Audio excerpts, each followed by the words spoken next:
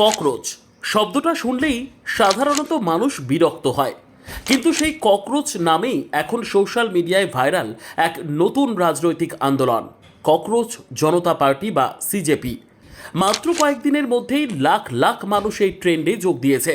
মিম, troll, রাজনৈতিক ব্যঙ্গ সব মিলিয়ে এখন জাতীয় স্তরে আলোচনার কেন্দ্রবিন্দুতে সিজেপি। ঘটনার শুরু 15ই মে। সুপ্রিম কোর্টের এক শুনানিতে ককরোচ শব্দ ঘিরে বিতর্ক তৈরি হয়। যদিও পরে স্পষ্ট করা হয় মন্তব্যটি সাধারণ যুবকদের উদ্দেশ্যে ছিল না, কিন্তু ততক্ষণে বিষয়টি ভাইরাল হয়ে যায়। এরপর 16ই মে বোস্টন ইউনিভার্সিটির ছাত্র অভিজিৎ দীপকে মজার ছলে একটি গুগল ফর্ম পোস্ট করেন।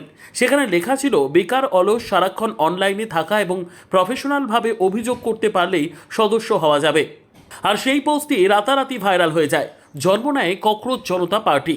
অভিজিৎ দীপককে জানিয়েছেন, প্রথমে পুরো বিষয়টাই ছিল মজা, কিন্তু অল্প সময়ের মধ্যেই হাজার হাজার মানুষ যোগ দিতে শুরু করলো। তিনি বুঝতে পারেন এটি শুধুই জোক নয়, বরং তরুণদের হতাশার ক্ষোভের বহিঃপ্রকাশ।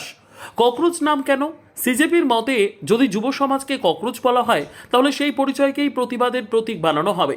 তাদের বক্তব্য, দেশের রাজনৈতিক ও প্রশাসনিক ব্যবস্থায় এমন পচন ধরেছে যেখানে সাধারণ মানুষ নিজেদের ককরোচ মনে করছে।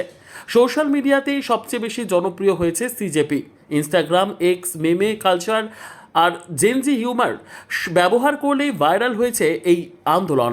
মাত্র 48 ঘন্টার মধ্যেই হাজার হাজার সদস্য পদ আবেদন জমা পড়ে। ভাইরাল হয়ে যায় স্লোগান मैं भी ককরোচ। তবে শুধু মিম নয়, সিজেপির কিছু রাজনৈতিক দাবিও রয়েছে, যেমন সংসদে 50% মহিলা সংরক্ষণ, দলবদলকারী নেতাদের বিরুদ্ধে কঠোর ব্যবস্থা, নির্বাচনী স্বচ্ছতা এবং নিট প্রশ্ন ফাঁস নিয়ে প্রতিবাদ। ইতিমধ্যে এই ট্রেন্ডে যোগ দিয়েছেন মহুয়া মৈত্র, কীর্তি আজাদের মতো রাজনৈতিক ব্যক্তিত্ব।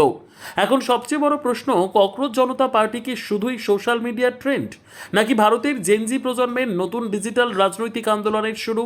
কারণ একটা বিষয় স্পষ্ট, আজকের তরুণরা আর আগের মতো প্রতিবাদ করছে না।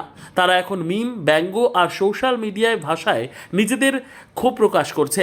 আর সেই কারণেই ককরোচ জনতা পার্টি এখন শুধু ট্রোল নয়, বরং ডিজিটাল যুগের নতুন রাজনৈতিক প্রতীকে পরিণত হচ্ছে।